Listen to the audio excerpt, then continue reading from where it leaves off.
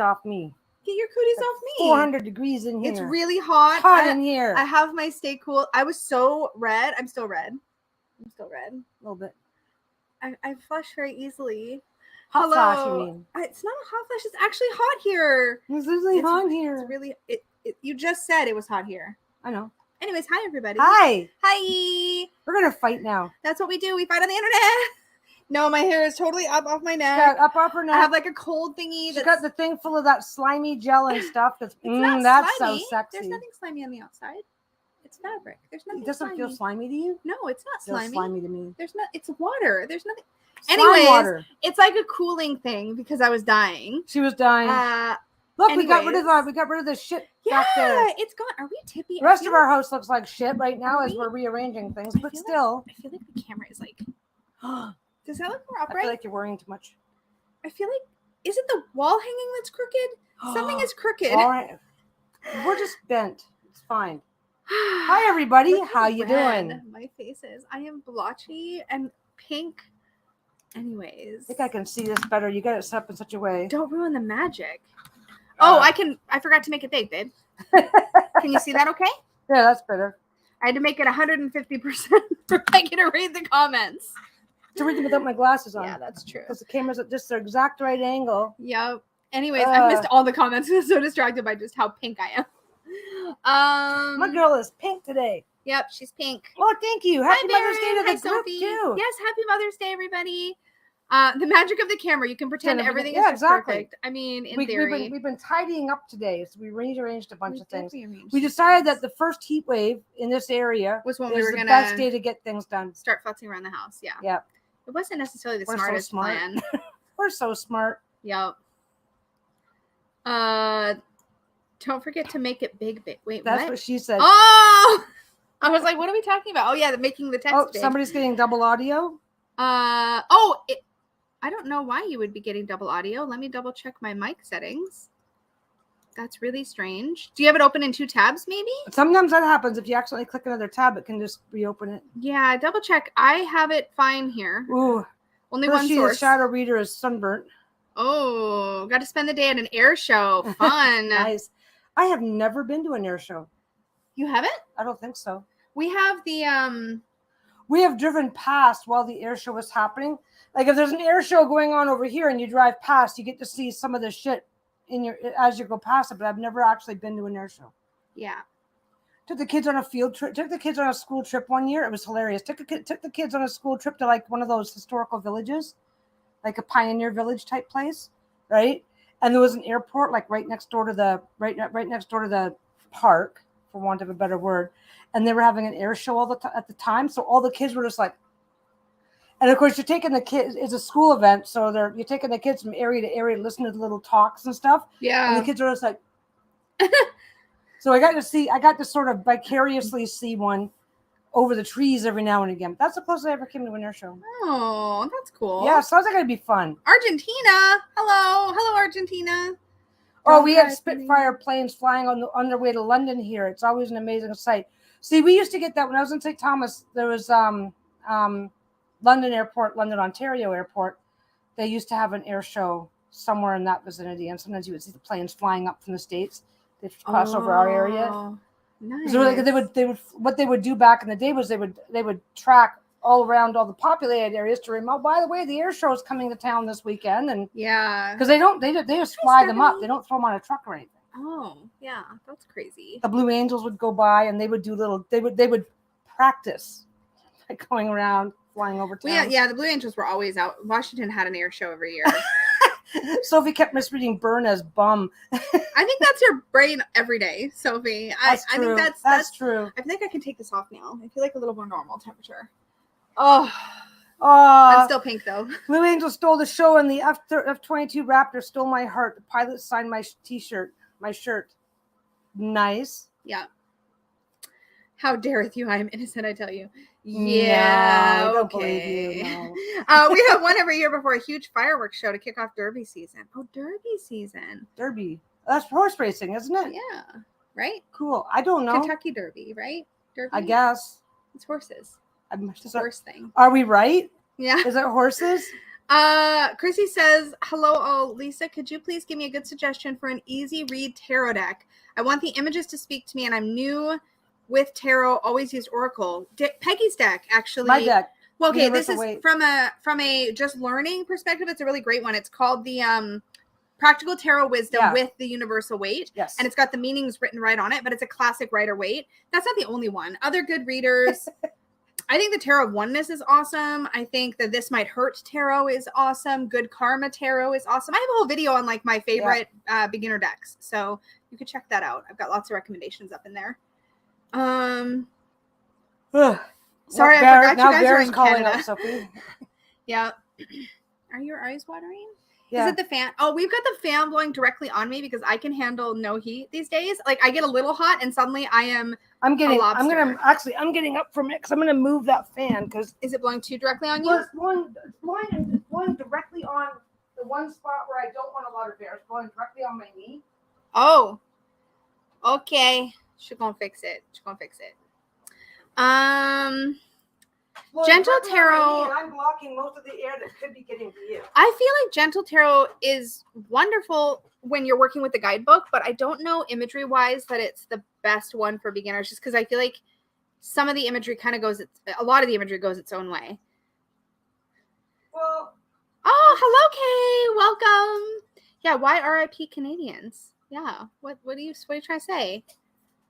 Southern Oregon Autumn Rose. Yeah, it depends on what you're trying to get out of a tarot deck as to what kind of deck is best for you. That's true. Tarot of Oneness is wonderful. But for indie decks, yeah, I don't know. I really like the Anna K, but that one's going out of print. That's amazing. It's also going to be blowing on your knee, though. So if you want to... Are you sure? Because it's right here. Yeah, I'm good with that. Wow, she's really, taking care of me with this fan directly on me. I can feel it. No, it was blowing directly here. Oh. There, I fixed it for you. It's okay. You can keep playing with it all you want. I'm not going to play with your boobs on camera. Off camera, though. No, I'm just kidding. I mean, not really. But anyways, for the internet's sake. Light Seers is also really lovely. Yeah, that's a really good one, imagery-wise. I like anything with lots of keywords. I did not see your request for a book recommendation. Hello, Gerald. Let's see. I missed it. Kitchen Table Tarot. Well, it depends on what the topic is. I missed it. It's hard to find it in the chat. Hold on. Read that one. Oh, yeah, you are in Muskoka. Yeah, it's got to be. Have the bugs started yet? It's really nice. It's really nice up in the Muskokas. And then the bug season starts. And then they start carrying away pets and small children. And it's not so fun anymore. Can you repost it, Gerald? I cannot find it. I feel like I can't find it. I'm sorry. The chat is moving. Oh, Stephanie, you learned with the Crystal Unicorn Tarot? Yeah, we're having our That is a factoid about you I needed to know. I love that so much. We're having our first heat wave here, and it's like... I'm not sending smoke down there. It's not my fault. I think the smoke is from Alberta this time. Something else is on fire, because we're good. We're good here. Yeah, we're good. We have blue. Our skies are blue. It is not orange. Yeah, we don't have orange skies today. Black No, we're having our first heat wave, and it's like 28, and that's really not that hot. It is not 28. Hold on. She's a liar. What is it? Hold on. I'm going to tell you. It is not 28. I think it's like 32. I know. Listen, this is Celsius, y'all. So, it's a big difference. Oh, I'm sorry. 29. What did you say? 28? 28. So you were closer to right than I was. That's Celsius. So thank you for finding it, Varen. Can you give me a book recommendation to complement Joseph Campbell's Hero of a Thousand Faces? I need a balance of myths. Oh, you know what's perfect? Peggy would know this one. Bernie Clark. Oh, shoot. Bernie Clark, he's got a tarot book. No. Myth. Hold on. From the Gita to the Grail. It's Bernie Clark's From the Gita to the Grail. It is a book. Hands down, love that one. But if you're just looking for generally mythology or I would say, gosh, I've been reading a lot of Celtic mythology lately and Norse mythology I've read. If you want Norse, I really love the Neil Gaiman book that's just called Norse mythology. I think it's just called Norse mythology. I hope your sister's okay, Christy. I am suddenly tired. Yeah. I gotta go chug some more pop. Chug some more pop. Anybody else have good mythic or myth book recommendations? Yeah, we don't have any smoke here yet. Yeah, not smoky here. I hope it doesn't get smoky here. Yeah, 88. 88's not great. What is 88 in Celsius? What is 88 in Celsius? 88. I think it's not too far off from where we're sitting. 88 in Celsius is, come on, 31. That's hotter than us. 31.11. Yeah. So we're about 80, something like that right now. I agree. You cannot beat cute pastel unicorns. The Fan Todd pack is what totally sparked my interest in getting. There are so many books. That's such an oddball one. I love there are that. so many books of mythology out there nowadays. Yeah. That You just pick your like area of the world. You know what's good is a lot of times like Barnes and Nobles or up here we have Chapters. They'll have like really good, like nicely bound myth compilation books. Those are really great too. Varen, it is 29. Is that what we said? 29? It's 29 here right now. Yeah, it's 20. Yeah, it's 29 here. So it's pushing 80 here. It's around 80. Blame Lisa and Peggy for the fact that I spent the other day. Yeah, historical or fiction. Yeah. What's A&E? What's A&E? Arts and entertainment. That's what I was gonna say. Isn't that arts and entertainment? But Sophie says she spent the other day in A&E reading tarot. Yeah, I have no idea what you're referring to. Nope, no idea. Different story. I don't think it's. It sounds familiar, but I don't think we have that here. Oh, female myths, Accident especially. and emergency. Like Divine Feminine? Okay, I thought you were talking about something else. I don't know that I had a really good book recommendation for Divine Feminine, like little snapshots, but it depends on how deep you want to go. Oh, there you go. Women of Myth by Williamson. What's Accident and Emergency? Is that like the That's ER? where she was, A&E. Is that like the ER? ER. What were you doing there? Yeah, are you okay? Somebody beat you up for just being you? Yeah. I wouldn't necessarily recommend the Tarot of the Divine book if you're just looking to get into mythology, because I feel like it just barely skims the surface, and I think there's probably better resources for that. Yeah, we're hooking up the air conditioner later, but there was like no after point, this live stream. There's no point. There was no point in trying to hook it up at this time of day because it's just going to be working against itself. Yeah. So we're going to hook it up. We're going to hook it up later on this afternoon. And then when it cools off tonight, that's when it's going to really, really catch up. I'm sorry. She's like, no, I'm fine. I nearly had a heart attack, but it's all good. Everything's okay now. I feel like. What did you do? I'm glad you're okay. You know, Sophie. Okay, we know you, Sophie. You probably deserved it, but I'm trying to figure out what did you do? What the fuck? What? She probably looked at something she shouldn't have, or like, I don't know. What happened? Why are you pulling because up my it's shirt? coming out and it's only for me. I don't want the internet seeing it. 33. What's 33? Okay, it's only 33. Wow, Peggy, A2. Seriously. Wow. Okay, as long as you're okay. Okay, it's not as long as you're okay, then it's funny. But if it's not okay, it's not funny, and I will stop. Hello, Saturn Leaf. Heads up, there's no etiquette. If you can't tell, because whenever we have Peggy on camera, it's okay. There's no etiquette. No etiquette. I want to know. We're just talking shit today. We're not trying to do anything super special. I really wanted a very feminine and vivid tarot deck. Any recommendations? Have a great Sunday, both of you. The modern. See, Sophie's fine. Gallows humor is the way she rolls. Let me answer Saturn Leaf's question. The modern witch tarot is really terrible to shuffle. That's a really good one. Feminine. Why am I drawing a blank? Chat, help me out. Help me out. I'm blanking because I keep going for balance, but Modern Witch Tarot had very bright, vivid, was very feminine. I'm sure there's going to be other ones that are good. I don't know why I'm drawing a complete. Yeah, the Divine Feminine by Kokorina is really pretty, but I wouldn't say it's vivid. It's very duochromatic. It's like black and gold. Modern Witch is nice. What's another one, you guys? I'm spacing. That's about right, Varen. What did I miss? Oh, the only etiquette is the one Lisa desperately tries to make Peggy follow for like 2 minutes and then gives up with a big sigh. Yeah, that is like pretty much how these go. No, it's funny. This is like our first heat wave of the year so far. So we're like, oh, let's take the dogs for a walk because they were like, oh my God, yap, get us out of the house, right? Yeah. We get it, and Lisa's like, well, let's go grab some lunch first, hit a drive-through and see what we think about that. And just driving to the drive-through because we rolled down. Okay, let's roll down the windows, right? Yeah. It's like, oh, we can tough it out. We don't need to turn on the air conditioner. Driving to the drive-through and back again, the dogs were like, yeah, they were dying. It's like, dude, it wasn't that bad. What is wrong with you? Some good recommendations coming in to chat. Red Seed Tarot. Ooh, also the one I just got that is so vivid and so feminine. It's called Wild Seeker. That one is so good, and it's new to my collection. I'm kind of loving on it. It's gorgeous.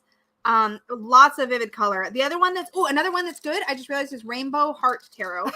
But it's not exclusively feminine or anything. Sophie says the only etiquette is where Lisa pretends to be better at etiquette than Peggy for about 10 minutes and then gives up with a big sigh. Also true. Yeah. I kind of like the break from being like, I don't have to be serious. Lisa's I just get to blame Peggy for everything. Mythical witchery. I've been in menopause too long. I'm just starting. Lisa's just, she's not having fun. I haven't she's whiny. I have 0 of the perks so far and only the drawbacks. Occasional hot flashes, really crazy cyclical things that are not fun. Yeah, it's been a thing. But my biggest thing is that I seem to be hot flashing, but only if I get a little warm to start with. Like if a little thing makes me warm, I'm like dying. And I had a cold flash the other night. Like, wasn't it? Yeah. Every now and again when you go through menopause, you can actually get a cold flash, a cold spell. And she was just like, all of a sudden, she was just freezing. Like, it was like a week ago, y'all. It was not cold. I almost bought the mother piece because it comes in a mini now. You almost got the little mini. And then she's like, but then I saw the art and it's like, I'm just going to be collecting it for collecting it. And it was really cool. And I could have got it. And I could have got it for a decent price. And I walked away. It was bad. And then I got two other decks instead. Erignon, This Might Hurt mass market guidebook is misprinted? What's wrong with it? I didn't know that.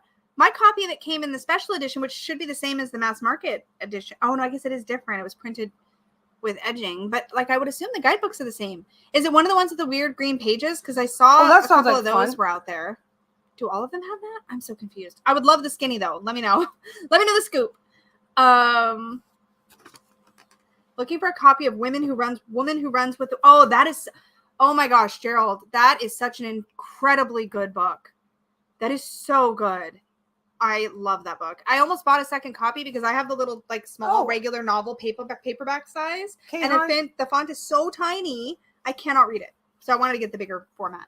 Hans says, I've had the Mother Piece mini set for 30 years. It was my first deck. I didn't realize that it's been around that long. Yeah, it's from the 70s, I think. No. I knew the Mother Piece was an older deck. I thought the mini was a reprint of some kind. No, I think it's... You know what I would like to get? What was that one? What was that one that I had for a while? That round one. I got rid of it in a declutter.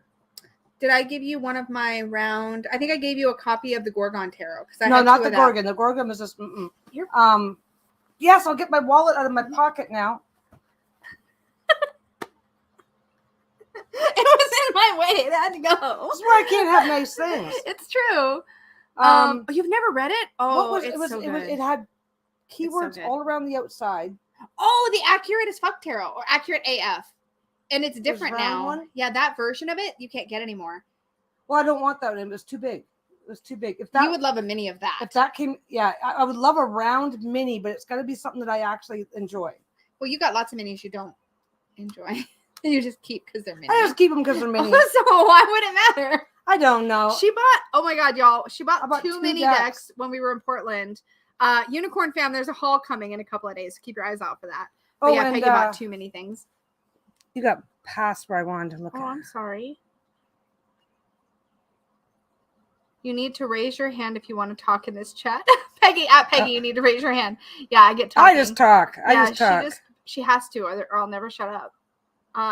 Ember and Aura is feminine. Ember and Aura is feminine. What are you looking for? Maybe I can help. Well, I was looking for Jessica's comment here. Okay, so Jessica Canada says, Lisa, have you ever had a deck warp, and how can you correct the warp? You asked the same question in the Facebook group, didn't you? It's often a humidity thing. Yeah, it's usually a humidity issue. But I've had decks that warp that just don't correct, and I don't have an answer. Like, I've tried pressing between books, but usually putting it near a humidifier or just leaving it alone and coming back to it in literally a month or more, and you'll come back and it'll have adjusted to your environment, and then it'll be fine. That happened to me with the big, what was it called? The Animal Spirit Oracle. It was really tall cards. Jody Bergsma. Anyways, I had that one, and it had a terrible bow. The whole deck would snap back and forth, and I hung it on my wall, and I just ignored it, and I came back a little while later, and it was fine. So I don't know. I didn't do that. I'm sorry. What do you think? What did you think of the Terra Volatile? Oh, when I was in Portland, it was a no. It was a no. Once I had it in hand, I was like, yeah, I don't know what I was thinking. I will never read with this. Yeah, shuffling it seems to help, is what Sophie says. Sometimes some cardstock, it just my Terra Renard has been funky since Oh, time I got it. Marlena, neither of you have your glasses on. How are you reading anything? We supersize it. We size up the comments so that it's bigger text. I'll probably be able to see fine now. This fan on me is like literally giving me the life. Computer and everything is at the exact right distance, so it's making it blur. Yeah. Blame me, Lisa. Oh, I think the audio. Also, my eyes are half closed, so I can focus. Is this for real? I think the audiobook version of Women Who Run with the Wolves is on YouTube, though definitely buy the book, support the author, etc. Yeah, I didn't know that. I didn't know that. We supersize it. That's what she said. Sophie is a 17-year-old in a grown-ass woman's body. Honestly, you know what I would say? As long as you can I still, love it. As long as you can still shuffle it and do whatever with it, I would just try not to worry too much about it, because I don't know if the silica packets might. I don't think there's any such thing as I don't think there's any such thing as a cardstock that never warps. Not unless you want to start spending some. It depends on where you live. I know that people that live in really humid climates, like I want to say Australia, they often all their shit is bowed and warped because it's what the humidity does. Paper, it's paper, and so it responds like paper to stuff. The more you use it, the more the moisture redistributes properly through the materials, and then it smooths. It should smooth out. Hi yet. Did I miss the shit show? No, we're actually kind of behaving today. Dustin is hot and we're sweaty. So far. But look, we got rid of the shit that was behind us here. Look at it. There's not like a big fabric messy rack back there. Peggy's actually used up enough of her fabric to move some of it into a different place and like shrink up the amount of space she was taking up. But we've got the, but yeah. Just don't ask us to turn the camera and show you the rest of the house. The rest of the house is a fucking pigsty. Actually, it's not too bad. Oh my God. Marlena says, did I tell you that this woman in my office is always cold and I'm always hot? She brings a space heater with her everywhere. I'm like, you will be the death of me.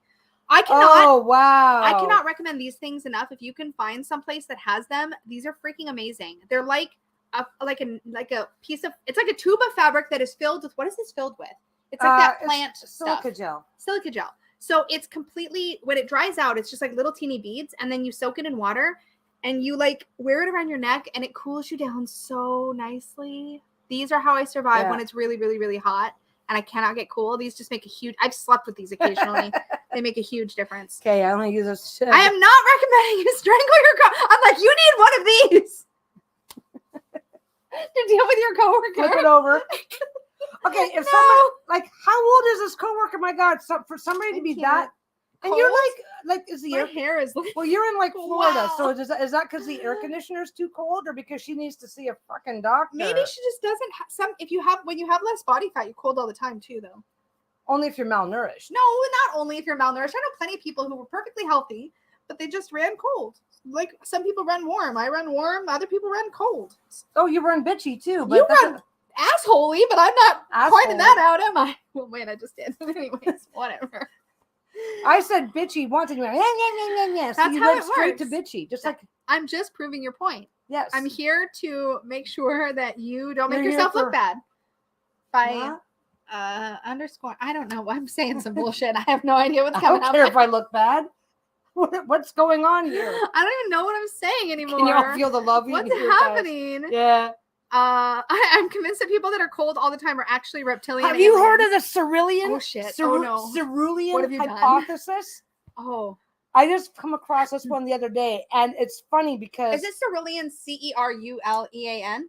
No, S. It's from an old Doctor Who episode. I don't. I've never watched a single episode. Silian. No. Watched I used to watch it once while I was a kid.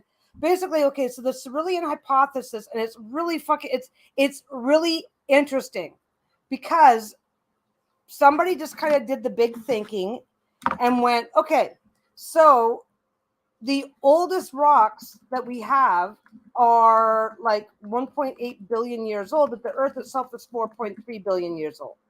So basically, the whole idea behind the Silurian hypothesis is that, like, once something dies, being able to preserve proof of it is next to impossible. I remember this. It really is next to impossible. Like, we've got about 200 T-Rex skeleton. We have one complete skeleton and all kinds of T-Rexes. One complete skeleton, about 200 partial skeletons, everything from like one or two little bones to partial skeletons. Only one complete skeleton was ever found, and yet they existed for like 100 million years. billions of them, billions, multiples of billions, had to have existed on the planet for them to maintain their population for 100 million years. Only 200 exist.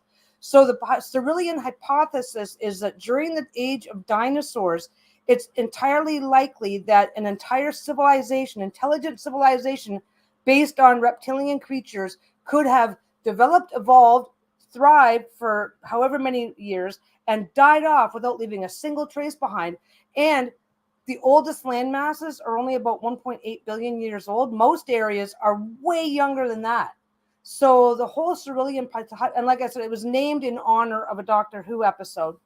But the whole hypothesis is that we could have had literally dozens of intelligent non-human civilizations over the course of our existing history, and we would never have a way to prove it, because plate tectonics is going to push one landmass under another landmass, so all the evidence is gone. That's in a nutshell. I got me on this topic. I love Somebody this said topic. something and Don't it was like, even. oh yeah, by the way, I this don't really know. cool thing came to my attention and I have to tell somebody. That's why we invented tombstones. This species you're thinking of, they're called the British. Wait, what? Okay. The idea of plate tectonics is that land masses bang into each other and either do that or one goes under the other, right? We've got the proof that life has existed in several forms on this planet for billions and billions of years. But the actual land masses, most of the land masses that existed 3 billion years ago don't exist anymore. So entire massive advanced civilizations better than ours could have lived on those land masses, and the land mass itself no longer exists, so our ability to find proof of those no longer exists. Basically, yeah, like if in a tectonic shift, it got buried way deep. Yeah. We can't uncover it easily. So the hypothesis says that if an advanced non-human species existed, our ability to locate it, because even in our modern society now, our modern advanced society only has structures on 1% of the Earth's surface. Yeah. So if you bury our society, if you throw a couple of glaciers in to grind shit up and then bury it in like 20 or 30 or 150 or so feet of dirt, how much of our society would we find in 100,000 years? Like 100,000 years is such a huge amount of time. But humans in this form, our form of humanity has only existed for about 200,000 years. Well, like, and when you think about it, you've got T-Rex existed for over 100 million years. When you think about it, just like we're in the year 2023. Imagine a span of 100,000 years. Yeah, how much time that is. Imagine. Okay, well, yeah. That's so intense. what is our society going to look like in 100,000 years? And we're still evolving. What are we going to look like in 100,000 years? And we're sitting. I vote for an entire continent of butches. That's my vote. That's all you want. Because you're a pig. I am a pig. Yeah. Yeah. This is how my ADHD brain works. From Lisa's too hot to somebody else's too cold to lizard people to plate tectonics. Yep. But this is why we call this Sunday Shenanigans. This is what the Silurian hypothesis is based on. Is like the Earth. The Earth itself didn't look like this. 100 million years ago. 20 million years ago, the entire United States Midwest was a shallow sea. Yeah. So it's like, yeah. So anyway, butches. Yeah. The Smithsonian controversy. Yeah. It's amazing. They come over here and started digging up bones. Really? They started wait. What's the Smithsonian? Okay, sorry. Catch us up. Okay. What's the Smithsonian controversy? Okay, so we're going to leave the Silurians behind. Okay, we're leaving the Silurians behind. Okay, so but I think it's a very, very interesting hypothesis that non-human societies intelligence has existed in multiple forms over the last billion years, and we would not be our odds of finding the evidence of it are practically zero. Justin says we should have you on 3 Fat Readers and do a conspiracy theory talk. Oh, that'd be fun. So the question is, can we do 3 Fat Readers like an hour and a half later than we do normally? Okay. So the Smithsonian conspiracy, which is really, really interesting, is that when Europeans first started, Europeans came here and yada, yada, yada. But at one point, eventually they started noticing all these mounds. And then eventually they started going, burial mounds, right? Burial mounds and things like that. So they, the mound builders, that's what they've called these people. They found all these artificial mounds that were built by people And so at one point, so as America starts getting settled and stuff like that, Yeah. and has time to look into these things, they start digging these mounds up. Well, report after report after report comes back. We dug up a mound, found a giant, 8 feet tall, 9 feet tall, 12 feet tall. Okay, so what's the Smithsonian? Oh, you're getting there, huh? Okay, the Smithsonian Institution is like basically an archaeological. It's a museum. Yeah. It's the world's big. I love these talks. It's a major museum in the United States. Museums always have their research and archive sections. Of course, yeah. Okay, so basically they start digging up all these mounds, and this is like in the early 1800s. They start digging it, and there's giants, and there's photographs of the giants. Okay, Cool. Yeah, and so the conspiracy is that the Smithsonian was formed soon after to house and research these artifacts, right? Okay. And then every single one of these things was sent off to the Smithsonian for study and cataloging and all this stuff, and they disappeared, every single one of them. They disappeared them. Disappeared. So basically they're buried in the archives. What? Yeah. The Smithsonian has a restricted section, and this is the conspiracy. They have a restricted section? Okay, Apparently, field trip. We need to go. Well, no. You go. Okay, but this is check out the restricted section. Okay, but you don't get to just walk in and I'm going to buy a ticket to look around the museum. Oh, and I want to go in that door. Like, no, there's honey, the staff. I know. I was being sarcastic. So there's the regular research / staff areas, and then there's the restricted areas that you don't get into without special permission. Area. Well, they're digging up all these mounds, and every single thing that was found in these mounds has disappeared. Okay, I can't say every single thing. I can't say a lot of things have disappeared. Of the stuff that is reported to have been dug up, most of it, the skeletons, there's not one skeleton available for public viewing anywhere. And the reports were largely that there were several things. There were reports of Roman coins being found in these mounds. There were reports of swords and other weapons that when you bury something, when you bury a piece of metal, it rusts. It's pitted. I just troll the internet for shit and then let's research it for fun. I'm weird that way. This is my fun thing. Okay. This is my favorite thing. So okay, if you take a sword, even a novelty one from today, and you bury it, you come back 20, 30 years later, it's going to be all pitted and rusted, stuff like that. There was reports of them pulling out arrowheads, swords, and whatever, spearheads, completely pristine, like they were brand new. Skeletons 8 to. Why were they coming out pristine like they were brand new? Dustin, have you ever looked into this? Have you ever looked this up? I know Dustin's into this sort of stuff. I'm thinking that I'm remembering that the skeletons were listed as ranging anywhere from 8 to 12 feet, but I think it might have been more. Why were the swords not pitted? I don't. You didn't explain why. This is the thing. We don't know. Well, nobody knows like because the Smithsonian went, we're going to research this and watch it disappear. Yeah. Zendem Terra's like, why is it restricted? Why can't we know about the giants? Yeah, what are they hiding? Well, this is the thing. Why? Any of these major. When they hide shit, I just get instantly suspicious. Were they planted? Maybe. No. Okay. The conspiracy theory is that these were swords. These were swords and weapons that were hundreds to thousands of years old, that were made with such an advanced process that they didn't deteriorate once buried. Don't lose Dustin's comment. You should ask him. Okay, Dustin says we have modern metaphysics. Okay, that's Dustin says we have no idea about the history of our planet. Please tell me more about how the Egyptians moved 5 to 15 ton rocks on wood rollers that people have proven will just crush carved with copper and bronze. Yeah. See, that's a whole other one. We have so many shared beliefs about this. I can do this all fucking day. Okay, so. Yeah. Now, don't forget. Now, this is interconnected, and this is probably why a conspiracy was formed to hide these. Because reality is that back in the early 1800s, we're gonna just trust me here and take a big large step off to the right. Do it, Becky. The United States at that time was very much a Christian society. There were giants on the earth in those days, men of old, men of renown, right? So basically, what you're doing. Where did that come from? It comes straight from the Bible. Interesting. In Genesis. Fascinating stuff. The sons of God saw the daughters of men that they were fair and took from among them wives that they chose. I think I got that a little bit reversed. And they were giants, men of old, men of renown. And various interpretations of the Bible are they were giants on this earth, and some of the interpretations are not men of old, men of renown, but leaders, scholars. Sorry, really quick. I totally believe this. So MC says, we have been trained to be cogs in a wheel. If we knew how energy actually worked and embraced it, we wouldn't be doing what we're doing. Oh, exactly. I completely agree that we have lost knowledge about how energy works. 100% agree with that.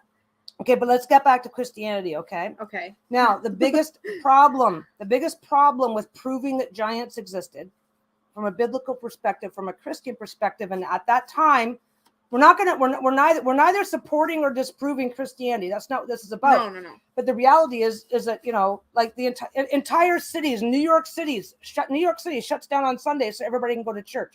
Very, very Christian, very, very religious still at that point in history. Now you prove that giants exist. Well, then you prove that demons exist. Then by proving that one element of the Bible was literal. Yeah. Then was suddenly true, that opens a big old Pandora's box. Then the Bible itself becomes Pandora's box. That's the best way that I can think of to express it. So Ricardo says the Egyptians built the pyramids by layers. They didn't use only wood. They used most likely the internal ramp architecture. Yeah. And also a common misconception, they didn't use slaves. Yeah, I don't know. Yeah, they didn't use slaves. They used tidies. Okay. Egypt had slavery, but they were not going to trust unwilling, unmotivated slaves to build their most important buildings. Most of the people working on the pyramid were highly skilled professionals. But I will say too, I believe that those stones were not moved mechanically. But that's a belief thing. Okay, but let's go back to Christianity and the mound builders. Get back to your mound builders. So you're digging. And don't forget, you don't need permission from nobody. Oh, there's a mound. I'm going to get a couple of my buddies in a shovel and go dig that fucker up, right? Yeah. Well. Yeah, so the Smithsonian made it their business to go collect all this stuff to study the mound builders. Yeah. Right. But the stuff that people were finding and the stuff the Smithsonian was showing people were not the same thing, even with photos. And then now don't forget, this is not. Okay. If you had one picture, that's all you had was one picture. The internet didn't exist. True. So they would go collect. Oh, can we study this photo? Boop. Into the archives. Boop, everything's gone. Boop. So the stuff that I'm loving this. The stuff that they are finding in these mounds, now we only have stories, right? Yeah. Oh, we found gems, we found Roman coins, we found Egyptian hieroglyphs, we found weapons and armor that were completely uneroded in still pristine condition. We found other things that we don't understand what it was. These are the reports that were coming from these mounds. Yeah. So this is the reports that comes out of these mounds. And the reality is, and then strangely, now you've got to remember, okay, well, so now we're also back. Sorry to all you Americans out there, but the United States was not known for honoring its treaties with the natives. Yet surprisingly, they've honored every single treaty with every single native group when it comes to not digging up the mounds without native consent. Interesting. So like that's one area where they've done well. It's like, well, that's interesting. Yeah, so why is it that we can fuck them over in every other way, but if we want to dig up a mound, because the natives considered the mounds to be sacred sites and never wanted them dug up in the first place. Naturally, right? Yeah. So now all of a sudden the Smithsonian and the U.S. government is going, no, really, we really support their decision not to allow these mounds to be dug up. But in every other way, or like, yeah, we're going to fuck the natives over every other way we can think of for our own convenience, but we're not going to. So yeah. If you watch 10,000 BC, the movie, it's very interesting. There's a whole conversation about Egypt happening, which is so fascinating. Okay. Yeah. I've got plenty of ideas on Egypt too. I love ancient. Okay, I love exploring the conspiracies because the reality is, like, okay, back in Egypt, to entertain different concepts. Okay, so now we're done with the mounds. We're done with the mounds. So all these conspiracies, there's definitely a conspiracy where the mounds are concerned. Who the fuck knows what it is by this point in time? Because all the evidence has been taken, and we don't know why it's so important that the Smithsonian not ever admit or discuss, because they won't even discuss it. Like they won't even. It's like, well, what happened to all these? There's all these reports and whatnot about giants and stuff like that, and they won't produce a single skeleton. Yeah, they won't do it. Interesting. Why is that such threatening knowledge is what I want to know. Like, why would that be so threatening that it would want to be hidden or whatever? Yeah, they don't want us to know. Well, the thing is why? that what's really interesting is that They've had 200 years to just come like up with all the elongated skulls in Peru. Oh, Luckily, yeah. it's been so well documented now. Well, now the internet's forever, right? It's only a matter of time before they have no choice. Yeah. It's only a matter of time before they have no choice, before some, like look at the Snowden WikiLeaks. It's only a matter of time before somebody gets a job at the Smithsonian for the sole purpose of gaining enough trust to get into these areas and go, okay, well, here's some giants that nobody's but I don't know. Anyway, Egypt isn't even a bigger problem because it's right there in plain sight, and the Egyptian government doesn't want anybody to do anything about it. Wasn't there something about water damage on the Sphinx or something? Yeah, the Sphinx when you look at the Sphinx, or water erosion. Erosion goes in layers. Wind erosion goes in layers like this. Water erosion goes in layers like this because it runs off, right? I'm shuffling the Disney villains tarot. The Sphinx shows distinct evidence of being damaged by water erosion, not wind erosion. Yeah. And we're all pretending that it doesn't exist. But there's also more. There's underground aquifers and tunnels all over the place. There's all kinds of stuff. There's all kinds of shit going on where Egypt is concerned, and it's a big fucking conspiracy there too. Yeah. Because they won't let they won't let anybody dig up any of the pyramids. Yeah. Not just the complex at Khufu, I understand it's historical, a national pride, yada yada. Whoa. Complex at Khufu. Pyramid of Khufu, Cheops. The Great Pyramid. Okay. That one. Okay. Big one. The Good. Sphinxes. There's other ones. Anyway. Pumapunku. I remember which one's Pumapunku. Pumapunku that's the one. Is that the one with the stones that? You know what? I digest so much of this shit. You'll probably know it as soon as you see it. As soon as I see it. Pumapunku is man-made. Yeah, that one with the Pumapunku is a site, and they don't do hardly anything with it. Oh, I remember you showing me this. Yeah, they're saying at this level of precision. Here, let me just share the screen. Hold on. Let me just share my tab. Hi, everybody. I'm on a tangent, and everybody is letting me go. We're talking about the mysteries of problems of the past can also help solve the issues of today. You know what though? There's this pet theory that I have, and I think in our human arrogance, we believe that we are the pinnacle of evolution, of creation, of everything. We believe this stuff, right? And I do think that a lot of the conspiracy theories that we deal with are dealt with around the fact that we weren't. This is the one that trips me out the most. What if we find proof? Okay, because now the Egyptian. Wait, I've got this. I'm sharing the screen. Okay, this is Pumapunku. Okay. Now the problem with this is that this is perfectly straight lines with perfectly drilled holes at perfect intervals that have been measured from a society that was only using at a time where the local natives in the area were only using stone tools. Yeah, like look at that. That looks like something that was created to have something fitted into it, like Yeah. Like this. Now, this might look a little rough to us, but don't forget, this has been sitting in the elements for at least 2,000 to 3,000 years. Yeah, this one. Yeah, with the Lego almost like. Yeah, that looks almost like Lego, because if you get to the next, if the next picture shows it, see the backings on this? See the backings on those stones? You're not going to see it there's right the away. H right there. Oh, let me close the H blocks. H blocks. Is it better to see up here? Okay, that's the back of an H block. And then it fits into. It fits like Lego. Keep going. I don't know if they're going to show it. They should. These things always do. Nope, we're done. Okay. The backs of those blocks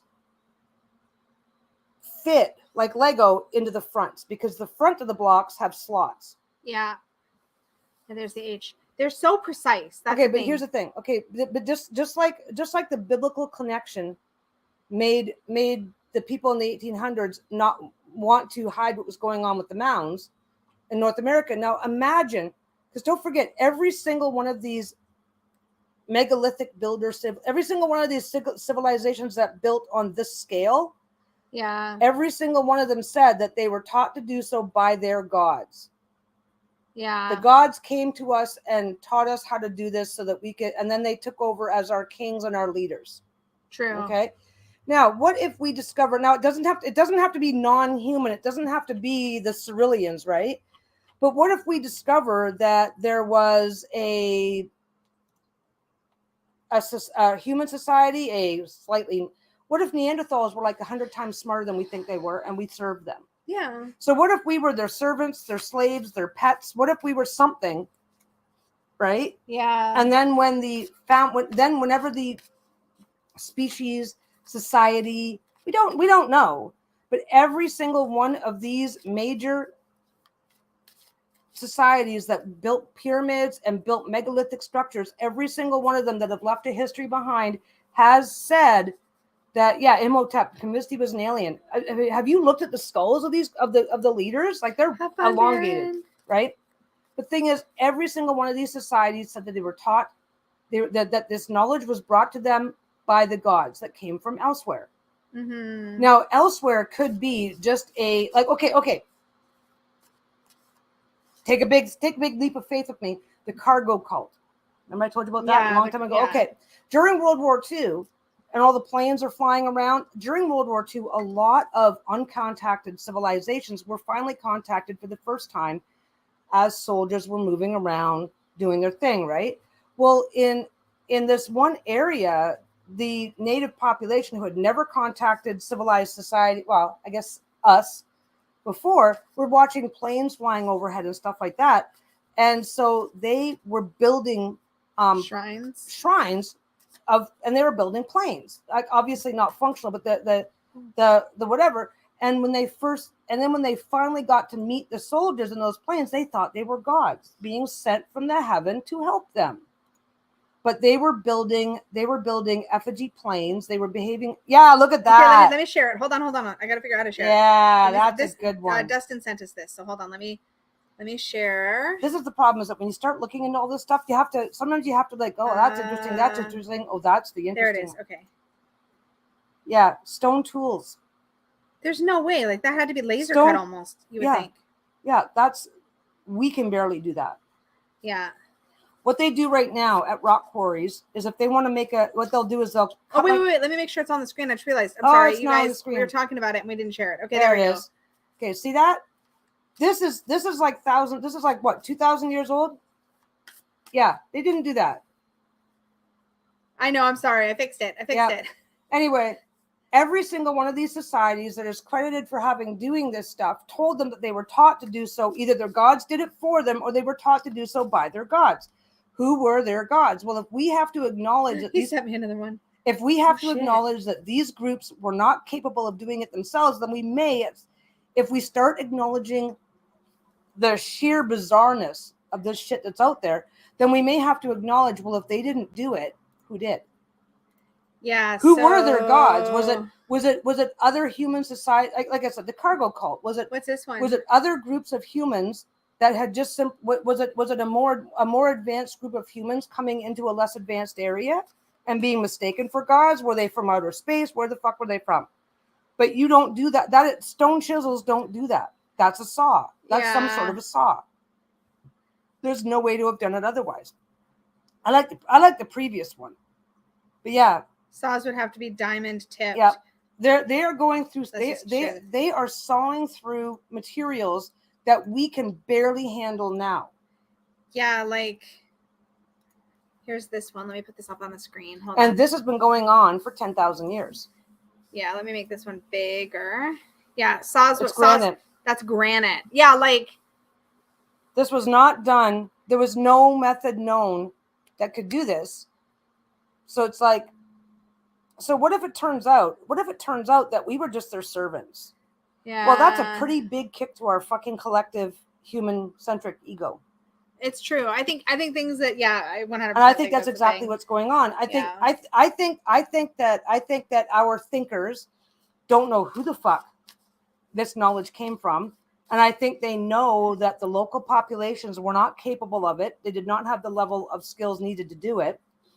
Yeah. Like the most advanced works of the Egyptians came in their early dynasty. Everything after that was a little less, like everything was here, then it went a little less, as if there was clear evidence. YouTube needs to allow memes in chat. Yeah.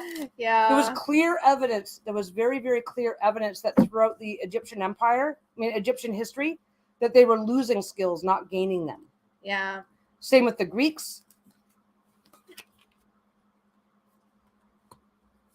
Yeah. The interesting theory is that we've grown very much backward in our thinking. We've relied too heavily on computers and tech and not enough on ourselves and our fellow man. No, that's a bigger part of the problem. But I think the biggest issue that we're dealing with is our collective ego that does not allow us to say, oh yeah, like this was an advanced civilization. This was an advanced civilization that moved into our area, and we were their servants. And so then when they eventually left, we used that knowledge to build our own society after they were gone. That is not flattering. Yeah. That's not flattering. Yeah. Well, and that it makes sense. That does not make us the pinnacle of evolution. It makes somebody else. Well, that's why I say history is written by the victors in a way, but history. Well, no, it does. Okay, like. Yeah, we like to think we're the most advanced of all, but not always the case. Yeah, I totally agree. Exactly. I think there's a lot of evidence that there was more advanced civilization before us, but I think that's a fun. I personally believe that there's enough evidence that whoever or whatever those original civilizations were, there's enough evidence that they may not have been human. They may not have, that our collective ego won't allow us to admit it, deal with it, or work with that. So we are, and unfortunately, we're leaving a lot of potential knowledge on the table by doing it. It's true. It's like when you got a 3-year-old and you say, "Oh, let me show you how to tie your shoes." No, I do it myself. And then they make this fucked up knot that they have to live with because nobody can fucking undo it. They won't let anybody touch it. They're living with less. Yeah. Because they want to be the special. Like that's typical 3-year-old behavior. We'll do that collectively as a species, and you've got us. Yeah, true that. Even now, they're finding proof on Mars that there had been at one time true tarot cat moon possible life written by the victors, but interpreted by the survivors. Yes, there's a good way to put it. That is a great way to put it. But it's like even now we're getting more and more proof back that there's probably life on other planets, and even now our scientists are mostly saying, oh, it'll be microbial at best. Maybe simple life forms like fungus. Yeah. It's like we are still so stupid that we cannot possibly comprehend the idea of toddling off to some other planet someday and finding an existing civilization similar to what we have now. Yeah, absolutely. Absolutely. No, it's fun to explore these like ancient technology theories. It's fun to explore like how these things could have or would have come to be. It's like talking about alien life or intelligent life on other planets. It's like it's interesting to me to play around with possibilities and what could be and all that kind of thing. But yeah, like we were talking about that. History changes depending on who's telling the story. So what we're saying is the story that we're telling is we're humans. We're the best thing that's ever been developed. Planet, our life has existed on our planet for 4 billion years. We've only been around for 200,000 years in this form. Have you heard this? They just found firm evidence of ancient rivers on Mars. They finally found proof. I remember they had some theories about like a pool of water or some sort of like lake or something. I thought there was something about that, but I didn't. They finally found basically what they did was they finally their little Martian rover drilled down and finally found ice crystals. That's really cool. Yeah. So is the theory then that Mars, okay, like we can go through like an ice age, and I'm assuming we can go through like I don't know what you call it. What's the other way? Heat age? I forget what it's called, but yeah, where we have been ice free from pole to pole before. Yeah. So is the theory that like Mars at one point was more verdant or green than it is now, and that it got like taken over by heat? No. Okay. Basically, taken over by heat. Okay, basically, the theories right now is that Mars was never capable of surviving more important than microbial life. Yeah. Because the idea that anything more than that, okay, we started off with microbial life and look where we ended up. But apparently we're the only planet in all of existence that was able to do that. Yeah, exactly. Right? So it's collective ego is what it is. It's like, there's nothing out there that's better than us. That's just not possible. That's because we're the best thing that we're still evolving. Humans are still, in general, humankind. We are still evolving. That is why we have an appendix. It used to be a functional organ, and we have no idea what its purpose was. This is a really good point. Riffle in the mind. I think fungi are so intricate, though. Simple is such a value judgment. Exactly. This is really, really, really, really true. There's this like we have a tendency, I think, to like language is a funny thing because we'll say a word and we'll all interpret that word just ever so slightly differently, sometimes vastly differently. But like if you think about things like the I almost said mitochondria, mycelium of fungi and the vast network of intelligence that is. Or like there's also the whispering aspen. The whispering aspen, I think there's like an aspen forest that also has a quaking aspen. Yeah, and they have that like network underneath, and it's been proven that those trees have a network of communication with one another. The quaking aspen is basically a single tree, and it covers several hundred square miles. Yeah. Sophie just said it makes me think of the roots of trees. You don't see them, but it's an entire system that can either make or break a forest. The quaking aspen is a tree in North America, and I forget where it is, and their roots fuse to each other. They're all connected underneath. Basically, you might have 100 square miles of quaking aspen, and it's essentially one tree. Mm-hmm. It's essentially one tree, and they found mushroom colonies that are like that. They have found other types of plant where, because they have them there in Colorado, and all the aspen trees around my house are just one tree. That is such a trip. Okay. Also, Dustin said something about math. Hold on. I don't like math, so but he said if you like math, the Drake equation says it's impossible for us to be the only intelligent life in the universe. Yep. And yet the same scientists... Wait. Before you do that, what is the Drake equation? The Drake equation did an estimate and said that on average... the Drake equation did an estimate? Who's the Drake equation then? The Drake is the person who created this equation. Okay, so Drake did an equation. Some dude named Drake. To say there are this many trees in there are trees. There are this many galaxies in the universe. Oh, you might have told me about this. There are on average this many planets in every galaxy. On average of every planet, in this many planets would have a revolving. This many stars, would have a revolving planet. Okay. Of the planets that are revolving around these stars, this percentage should realistically be expected to be in the Goldilocks zone that can harbor life. Oh, of those planets that are in the Goldilocks zone, X percentage could be expected to have life. Yes. And of those planets, X percentage could be either more advanced, equal, or behind us. Yeah, it's an argument to estimate the number of active and communicative beings in the Milky Way galaxy, basically. And it's basically saying the lowest possible number that the Drake equation produces estimates that there should be at least 100,000 planets in the known universe that harbor life. Intelligent life or just life, period? I forget. I think it's intelligent life, but yeah, I've always believed once you get to whether or not there's life, once you get to a planet that has life, you have a 30% chance of it being more advanced, 30% chance of it being similar, 30% chance of it being less advanced. Yeah. But has anybody read The Secret Life of Trees? Mythical Witchery said Secret Life of Trees. Has anybody read that?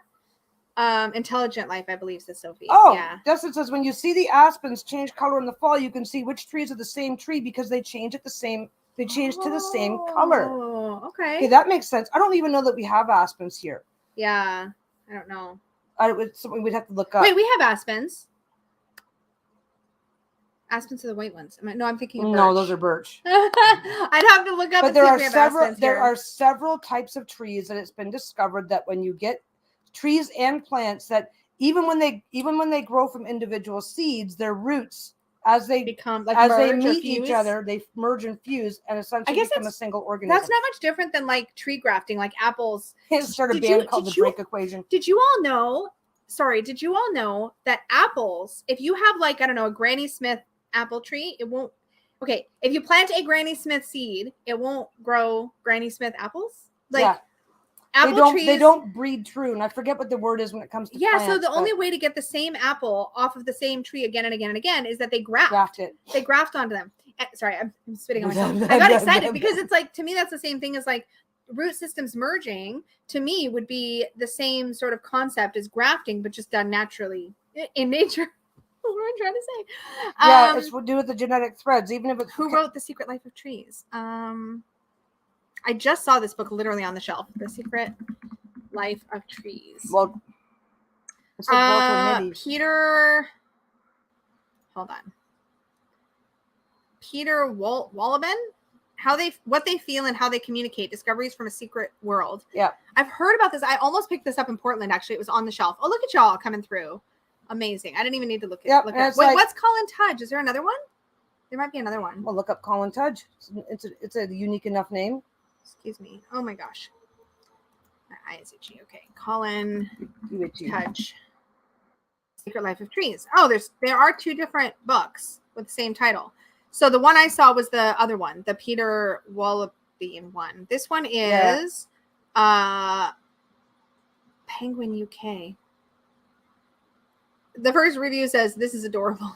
That's cute. Anyways, yeah, I'm seeing both. Yeah, both exist. That is the Hidden Life. Yeah, see, I love this. I love this, like, you know, conspiracy theories meet metaphysics. Yeah, but the It's fun kind of kind what of I like. conspiracy theories where we're looking at like sort of ancient technologies and aliens and shit. I love that Well, stuff. I mean, okay, I do think there's life on other planets. I don't think we're being ruled by reptilian overlords or things like that. No, but like I think it's fun to explore ideas. I think there's duck blinds all over the planet. You know what I mean? Like we do this in nature. I think things are being observed. Why wouldn't we be? I mean, it makes sense that anybody who's got the resources, I'd rather be observed than attacked. Anybody who's got the resources to come here has the resources to come back and check in from time to time to time. See how we're doing. See if we're getting into trouble. Well, just as an anthropological study, we do it all the fucking time. Peggy would totally be the mad scientist taking 3 babies from the same mother and putting them in different areas. Yes, I would. Identical triplets. Oh man. But you know what? Those studies have already been I want to read The Secret Life of Trees. Yeah. Those studies have been done accidentally for years, because it was really, really common for a long time. And I don't know how common it is now for parents who have twins or triplets to give up 1 or 2 of the babies if they're living in poverty, right? Because it gives all 3 kids the best chance. And then these kids meet each other later, and they're still behaving identically, even though they had completely different upbringings. Huh.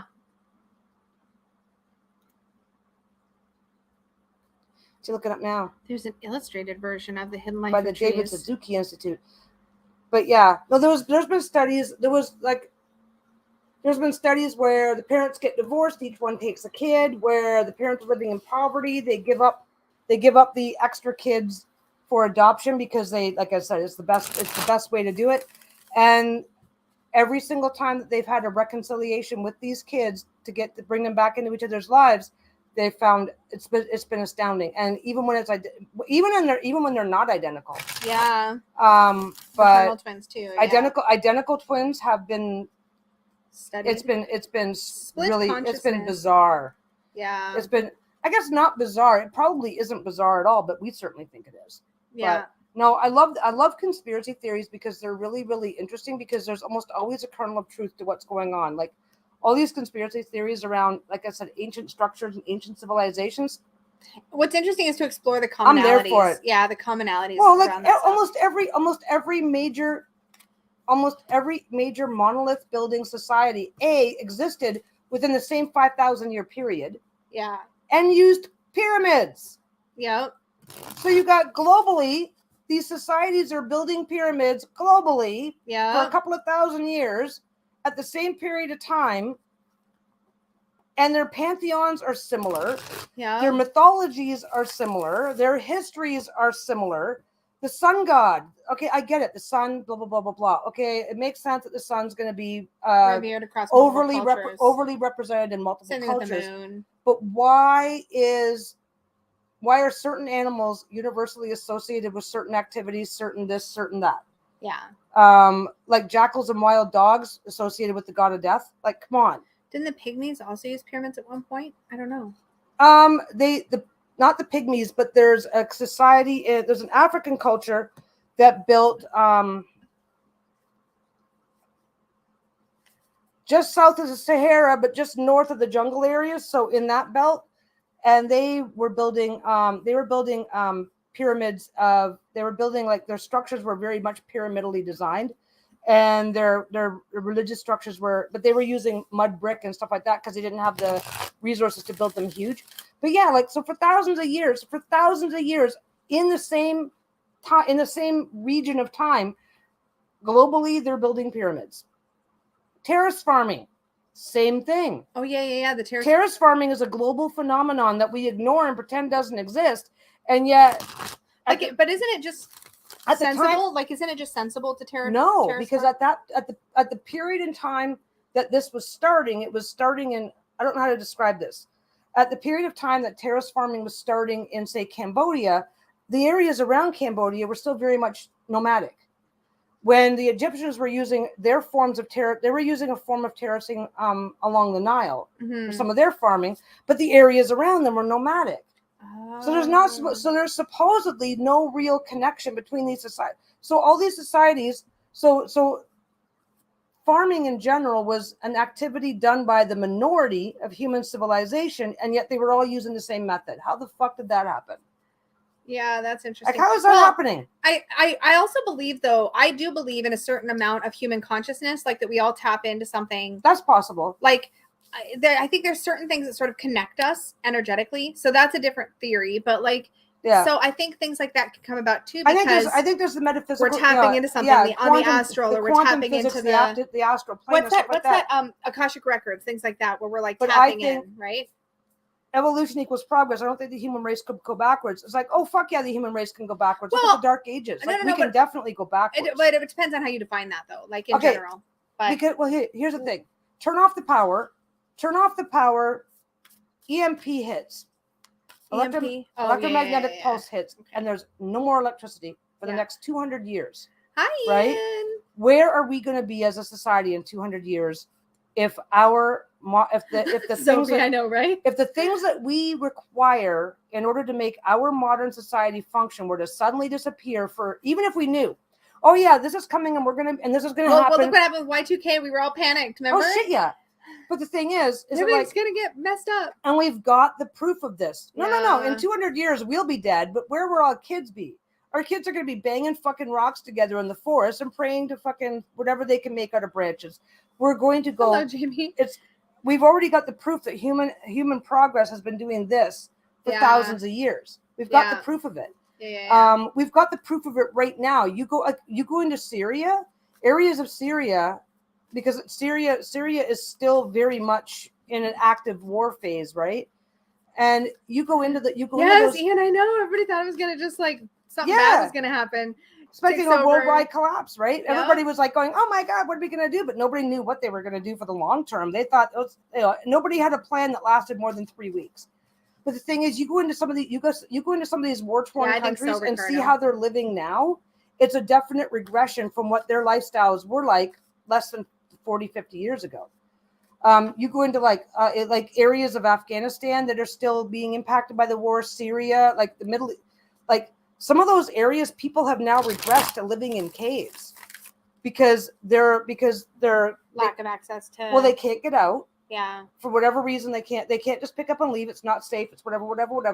The electricity was turned off. Imports and exports stopped. All the things that we require are gone, and now they're regressed. Let's take a sidestep. To what somebody was saying something about inverted pyramids. What is the deal with inverted pyramids? And we're also inverted pyramids are a hell of a shape to settle on building on a large scale. I'm not sure what you're referring to, and I would love to know more. Can you imagine if the pharaohs, if they visited us, these strange little humans stay inside all day, glued to glass screens that talk? How very odd of them. I know. Well, right? they would consider us to be absolutely degraded as human beings. Absolutely. I like talking about ancient shit much better than. Nobody wants to talk about current shit. I do not want to talk about current shit. But the thing is that you take our current civilization. My new grinder screen name is inverted pyramid. Oh, leave it to Ian. Oh my God. But no, like if you turn off the electricity for 200 years, what is our society going to become? And our society is going to become very savage very quickly. We like our convenience, that's for sure. Like, Okay. Wait. Somebody asked about the Nazca lines a while back. Oh, Nazca lines. Nazca lines are really interesting because for the most part, they look like a giant airfield. Yeah. They do. And it's all flat. It's why though? Yeah. Yeah. Oh, Judi Dench, My Passion for Trees is a wonderful documentary. Maybe I'll check that out. Where are their servants? Why do they allow a group of men to decide their entire fates? What happens to royalties? Oh, well, I mean, okay. That's if the pharaohs visited us. What happens to royalty is that usually they're the first ones lined up against the wall. Look what happened in Tsarist Russia, and look what happened in, oh my God. Ancient, honey. Keep it ancient. Well, that is ancient. That's like over 100 years ago now. Okay, great. I'm like, I don't want to talk about anything. But like, once the when something goes wrong, it doesn't start to get better until the current leadership structure is eliminated. Inverted pyramid is now a whole thing. What are we talking about? We don't know. It's just become a joke. Inverted pyramid. Now it's going to be Ricardo's drag name, and yep. Inverted pyramid. My drag name is Lisa Papez. No, I don't think so. No. Oh my God. No, my eyes are burning, and I don't know if it's like the dust. Oh, it could be. Yeah, you might be a little sensitive to it. We usually leave our dust as undisturbed as possible. Oh, so I'm throwing my cards on the ground. I'm shuffling a deck. We're spring cleaning today because it's a heat wave, and that's the stupidest time to do it. That's the day we should take care of that. That's true. But no, I mean, the thing is that we've got so much stuff going on, but I only like talking about post-apocalyptic futures and sci-fi novels and shows. Yeah, that's about right. That is about right. I like it, fiction or far enough long ago that it does not affect us. No, I think that's what makes it fun for me. We have a sense of invulnerability in our current society, which is usually not usually, but that when things go catastrophically wrong, that's usually when they start staying wrong. Post-apocalyptic aliens. Yes, I'm a fan. Peggy and I are watching this. So fun. It's just a fun show called Ancient Apocalypse. Ancient Apocalypse, yeah. That's a fun one. That's on Netflix. We haven't really been spending a lot of time watching it. But... No, we watched a little bit in March. What month is it? It's May. Okay, quick poll for the kids. Who believes for the kids? For the adults watching our channel right now. Who believes that there is intelligent who believes that there are intelligent more advanced society? Oh yeah, you can do a poll. She's gonna do a poll. What's the tell me the question? Okay, I'll who believes that who believes that there are intelligent alien societies more advanced than us on other planets? Intelligent Hey gals, I'm sitting in the oldest gay bar in New York City. Speaking of ancient, is that right? Do you believe there are intelligent societies more advanced than us? Yeah, alien societies. Ooh, maybe. Okay. Yeah. Intelligent alien civilizations, maybe? On other planets. Civilized. I'm pretty sure because we're saying it. So do you believe that ET is out there and that he's smarter than we are? There. I put the poll up. There's a poll. There. Currently or ever? Ever. Ever. I think currently, ever, and will be. Yeah, because the universe is too big. I put the poll up. Vote on the poll. It's like that joke. Like no matter how smart you, there's almost 8 billion people on the earth. No matter how smart you think you are, there's somebody out there that's smarter, bigger, badder, better than you are. Yeah. Well, as a species, is there somebody out there that's bigger, badder, better than we are? There are more intelligent ants than us, Peggy. This is not a question, but a statement. I know. It's like the amount of galaxies out there. Yeah, sure. Yeah, I just think it's impossible for it 100% to not say yes. Yeah, that's not is it 100%? How many people have voted on the poll, yo? Oh, 36 votes. Y'all are doing pretty good. Yeah. Has anybody voted no? It's okay to say no. We're not gonna. We promise. It's not gonna give you name. No, it doesn't give us any names. We can't tell who's voting on what. Oh yeah, we are 6. Just so you know. Not difficult to be smart. Yeah, I know, right? It's like a whole thing. And to them, we are the aliens. There are 6 minutes when you are 6 minutes behind, and that poll comes up. And you're like, oh, I like where this is going. I like talking about alien life because I don't know this though, like you and I have very similar spiritual beliefs, and it's kind of funny because we have very similar, like we're both open to the same possibilities as far as like alien life and such. I like this. Wait. What did Bryce say? I think that other advanced societies have figured out that time isn't linear and how to harness energy more effectively. I completely agree about all this. I think energy is the thing that we've completely missed the mark on. So yeah, I think that that's definitely a thing. I really believe that we had access to sound technologies for like technology using sound waves. That's a belief that I have. I don't know if it's not like a firmly held belief. I'm not a bar person, but I'm waiting for an ancient burger or some cute older gentleman. Oh, well, there you go. Very nice. Okay, everybody, let the universe send Robin a cute older gentleman. Oh my God, Jamie, that is why they have to go after the cows. They think they are the intelligent. They are the intelligent ones. Probably. Here. It's like. It's like, well, you're the only ones outside getting fresh air. We'll take you to our leader. There's a great article out there about how if we actually do get alien life visiting, it will actually most likely be AI and not biological. Oh, that's crazy. I was reading about that, and you know what? That makes sense. It would make sense to send like proxies or like something that you're not care about, Okay, if well, you're gonna have contact. Look what we're doing with AI and robotics. That's true. Why would we like we send out drones and bots and shit all the time to do stuff? Well, if they send me to a foreign, they send me to another planet to go talk to the natives, right? Well, there could be a Dyson I sphere. I can only personally absorb so much information, whereas AI wouldn't just record everything, wouldn't miss a beat. Yeah. Is there going to be a test? No. GTP has entered and heard its name. Ricardo, there could be a Dyson sphere out there right now, a society harvesting a lot of energy from stars. Actually, right now, there could be a civilization colonizing an entire galaxy. We wouldn't know. No, we wouldn't know. We would have no way to know. And you know what? Here's an interesting hypothesis. And obviously, a hypothesis is an idea that's not proven. Yes. And please be aware, these are all hypotheses. This is what we like talking about. I forget where I first encountered this, but it makes a lot of sense. Now, imagine with me that. Okay, imagine Star Wars. Okay, I like Star Wars. Okay, Star Wars is a galaxy long ago, far away. Blah blah blah blah blah. But the reality is that human-like beings, were colonizing over hundreds and hundreds of planets. Yeah, you pretty much have, Robin. Yeah, this is what happened. Oh yeah, yeah, pretty much. You've wandered in. That's okay. I'm probably going to be doing readings. Lady Small, Peggy as Earth's ambassador could be ... Interesting.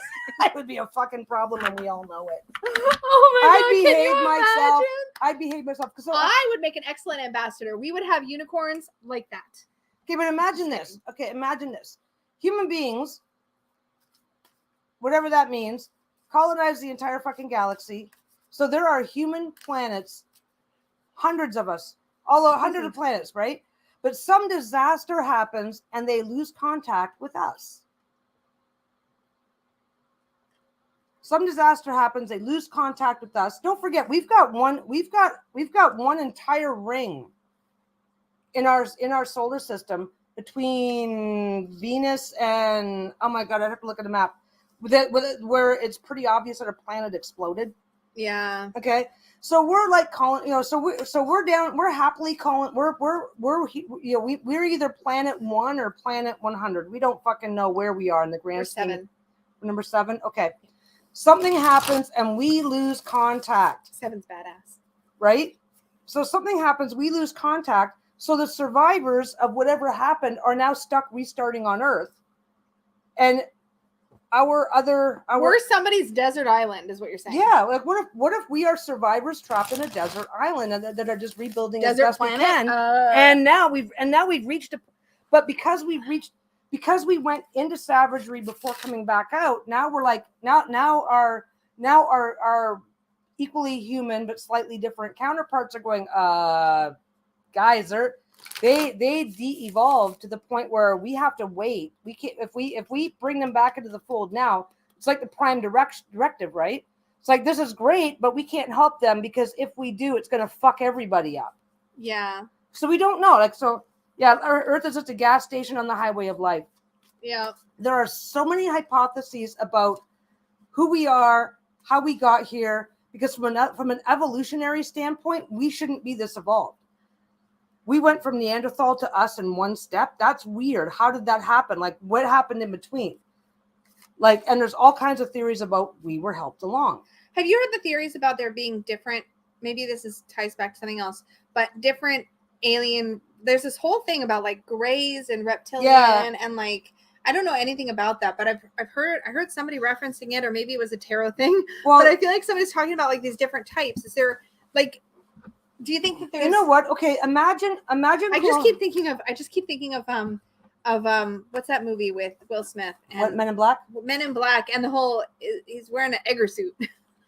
You know what? He's wearing an egger suit. Mythical Witchery is off. Night. Okay.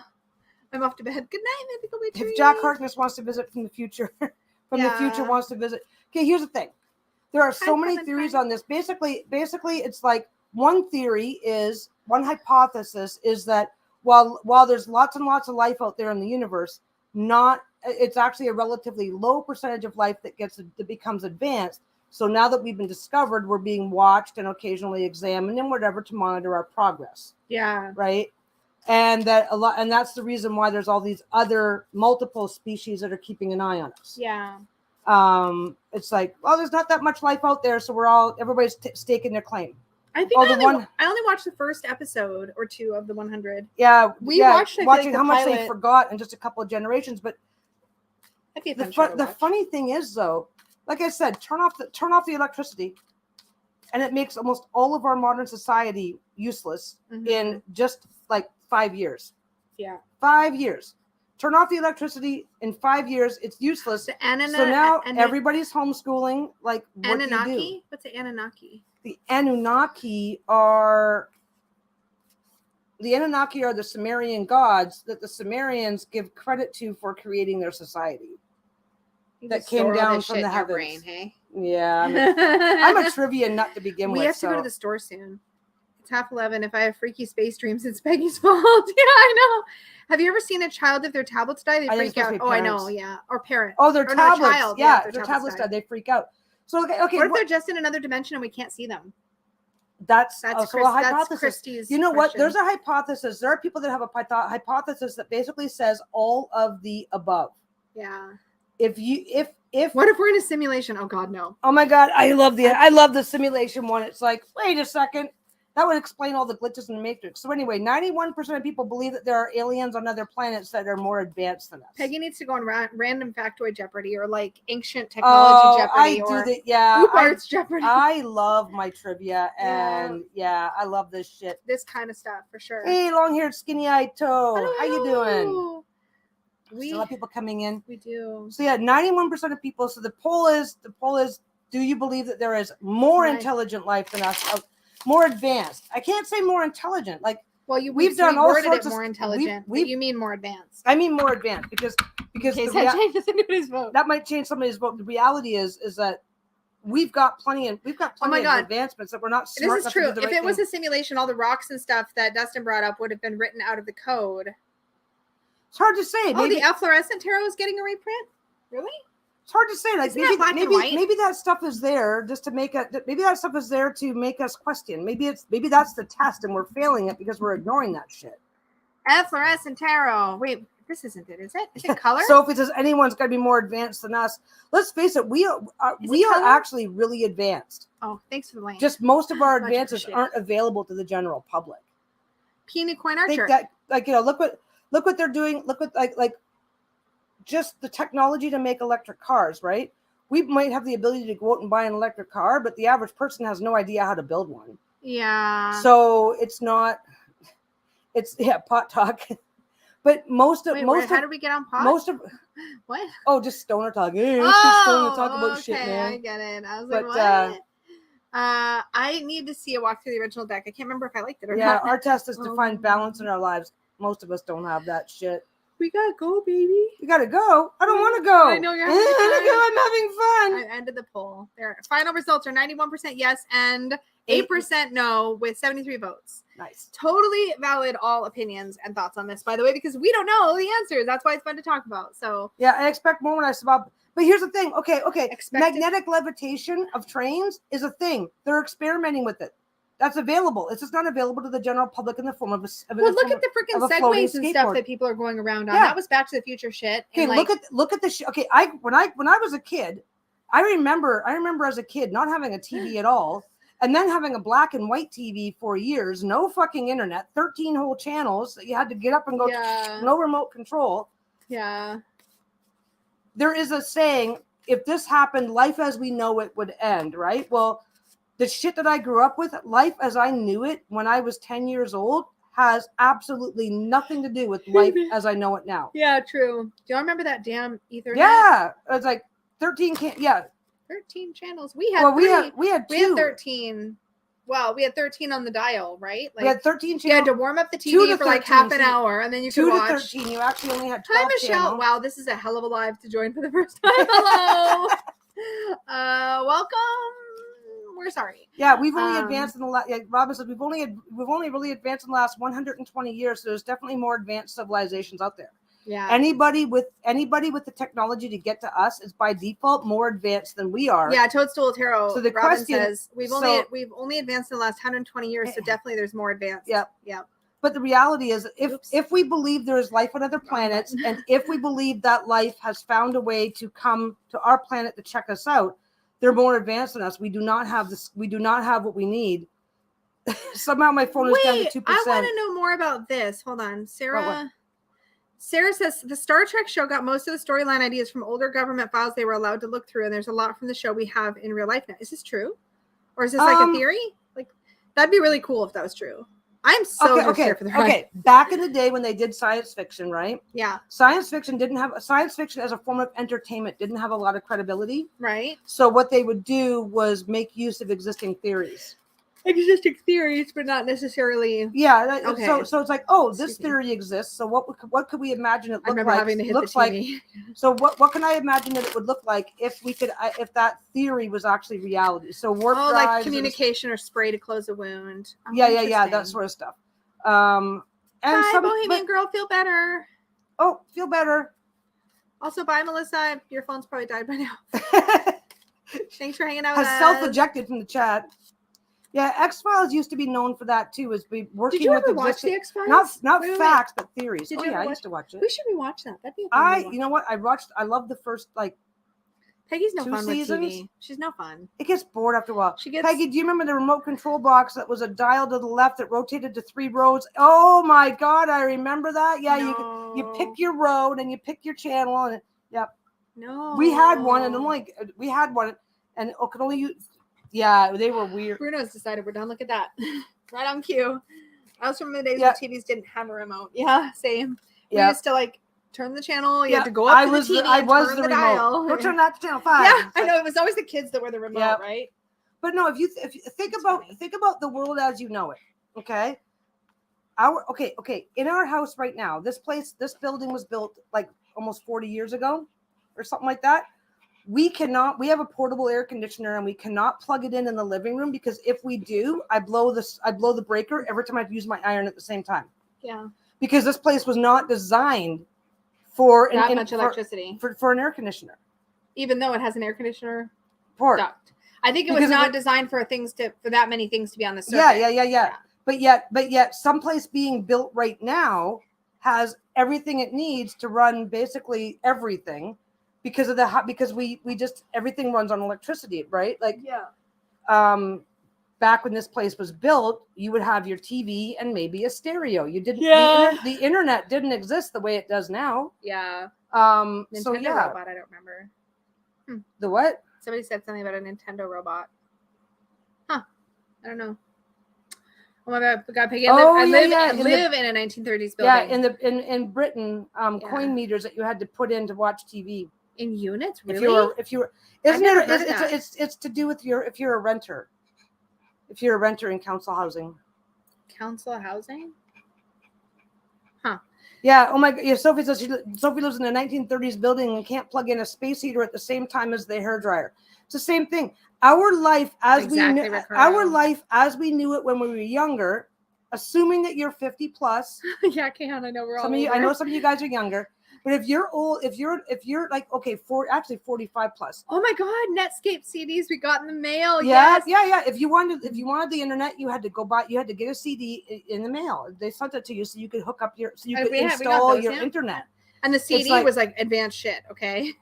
Yeah, I'd be fine with no electricity. However, I would miss my air conditioning and stereo. But the reality is that every single convenience of modern living now lives on a smartphone that I can put in my pocket.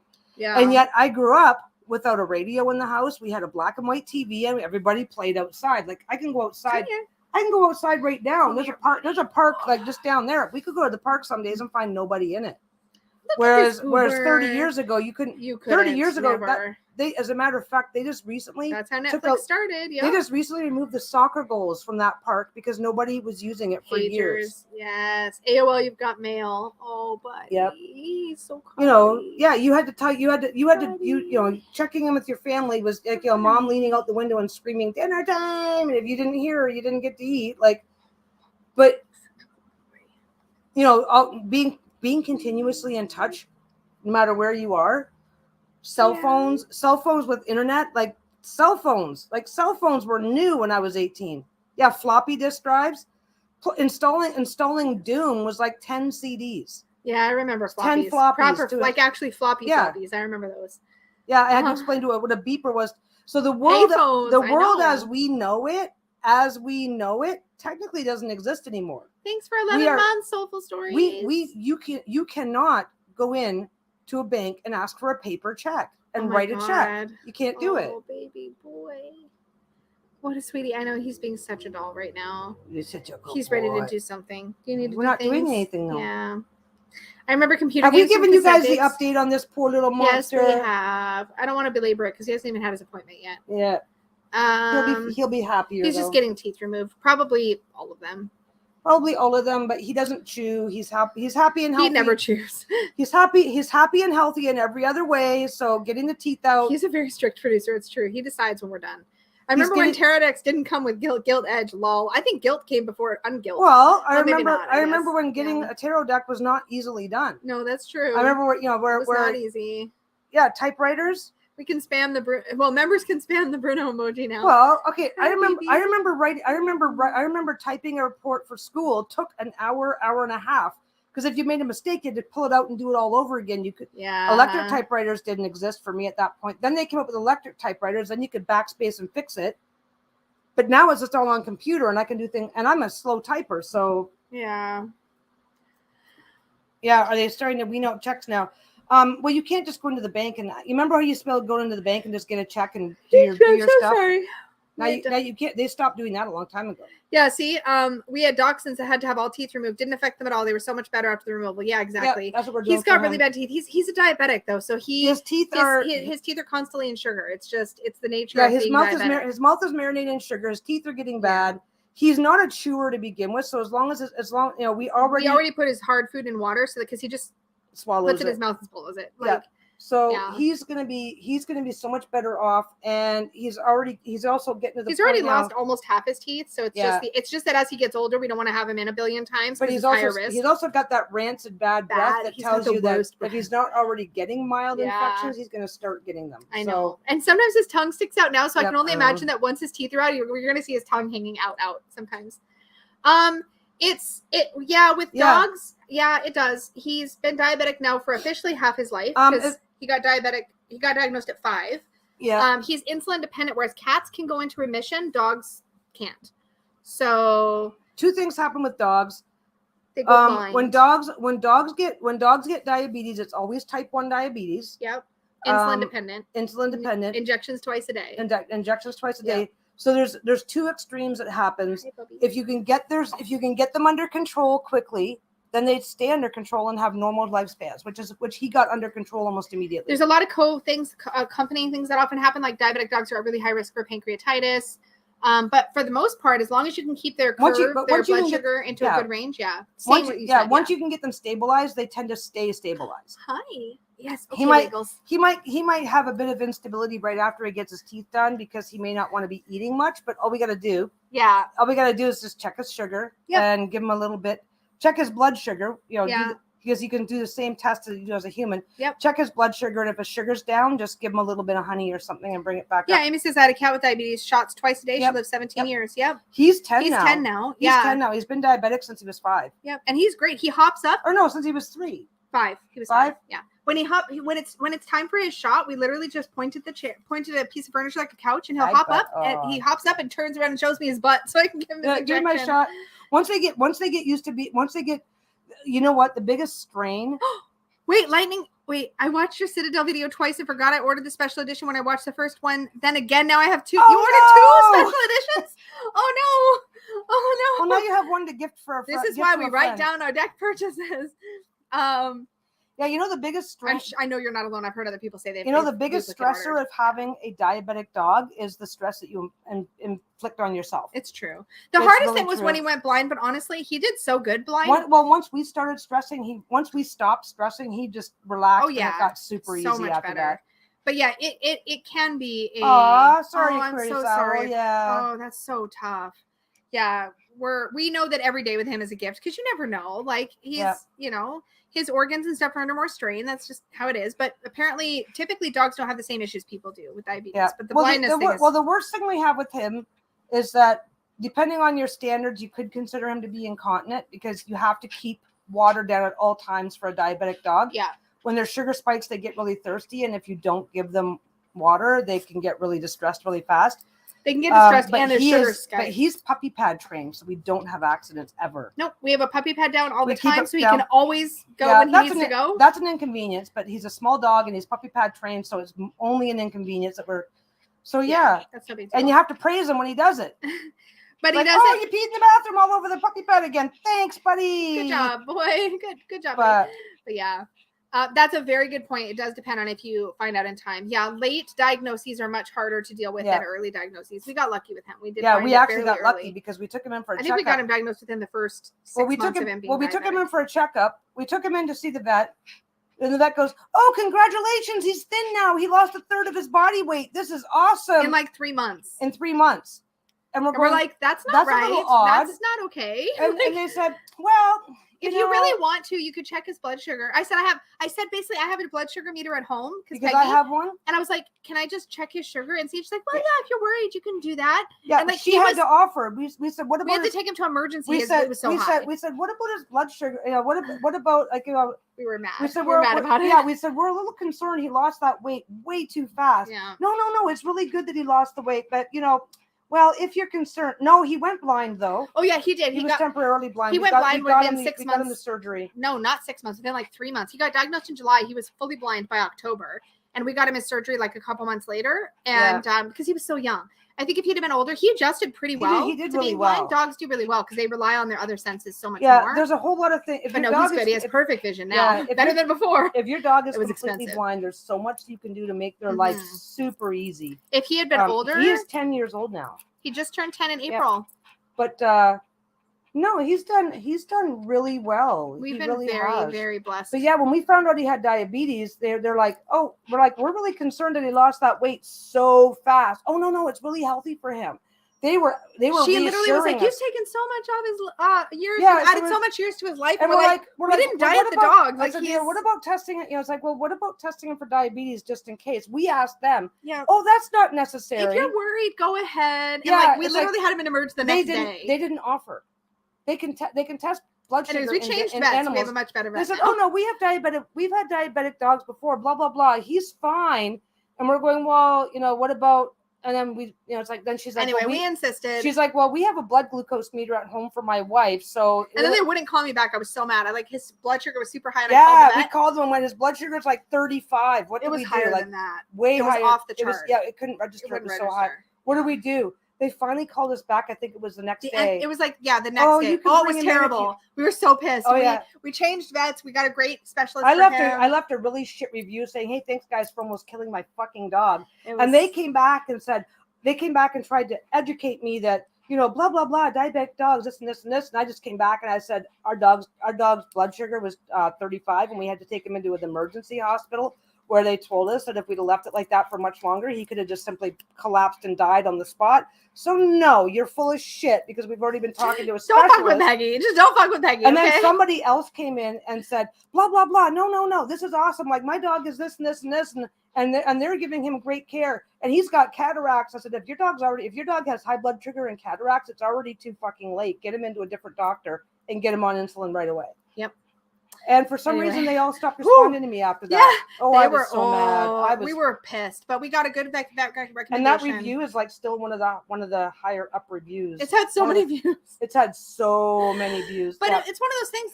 It's like they should have came back and said, "We are so sorry that we missed this." That's all they needed to say. I wouldn't have liked it, but I would have been okay. They didn't even need to acknowledge. But they came back. They came back and they said, there's no reason for blaming us for this, blah, blah, blah, because your dog was this and your dog was that and your dog was previously overweight and him losing the weight was a good thing. And it's like him losing 30% of his body weight in less than a year was not a good thing. And any other vet on the planet would have known it. Because as soon as we told the specialist at the fucking animal hospital, they said, get him in here right now. Oh yeah. One third of a dog's body. We actually had him treated by an internal medicine specialist, which if you ever deal with a diagnosis, we got so lucky. I will say it is worth, we saved so much money, honestly. It's expensive at first, but you save so much money in the long run. If you ever have anything going on internally with your with a dog or a cat, if you have one in your area, seek out an internal medicine specialist, if only for just a single appointment, because the thing with family vets is just like family doctors. It's like a GP. They learn about a broad range of things, but they're not specialized in any one area. So there's a lot of like they're way behind on a lot of information, whereas a specialist is more current on their specialty. So oh my God, so much peace of mind taking him to the internal medicine. We got so lucky because we got so lucky because the animal hospital that we took him to, because we're in a bigger area. They have 2 always on staff. Well, they have 2 always on staff, and the one that got to see him had a specialty in diabetes in dogs. Yeah. So we got really apparently all internal medicine specialists are basically diabetic specialists because that's one of the most common internal medicine things. Yeah, but I don't know. She was more qualified for specific diabetic care than her colleague was. Oh, I didn't think that was the case. I thought that was. No, I think what the thing was is that her methods are slightly different than the other ones, and her methods ended up fitting ours better. He was good too. Yeah. He was good too. My members are talking about this live in my Discord. Fun. All right, y'all.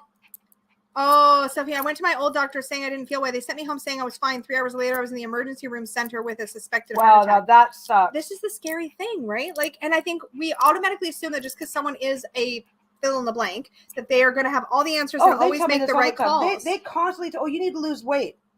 I went into the one person because I was getting a regular weight. Oh, you need to lose weight, and then your knee will be better. And it's like, so I flexed my leg muscles because I just been riding my bike like just before that. Flexed my leg muscles, which were still really muscular. It's like, so you want me to get rid of this? He's like, no, you don't need to lose weight. Now, I mean, okay, now I could probably benefit from losing some weight, but I would benefit from building up muscle and stamina. It's true. We got to go, y'all. We're never Lisa gonna, wants we're to never go. Gonna, we're never going to get off here if we visiting. don't. Look, Bruno's visiting. I know, because you know why? Because you guys don't have to smell his rancid breath. It's true. We have stores to hit before they close, and it's a Sunday. Oh shit, yeah. Yeah, so diagnosed fat. We're gonna get going. But yeah. My the doctor I have now, she kind of tried that a little bit, and I'm like, yeah, I'm too old to do that. And she went, okay, and then she stopped. It was great. We have to go. She's making me go. I am. Bruno's you got me us talking go. about. Like, I know. You get to hear it for the rest of the day. I do. Lucky girl. All right.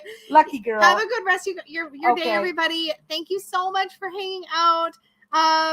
Say bye. Oh my God. Say bye. It's over here. Okay. It's over there. Look at the internet. Look up here. Up here, buddy. No, he's like no. He's like, no. Okay. Anyways, he's pretending not to notice. Have a good rest of your day, y'all. Okay, guys. You guys have fun. Bye. Thanks for hanging out. Bye.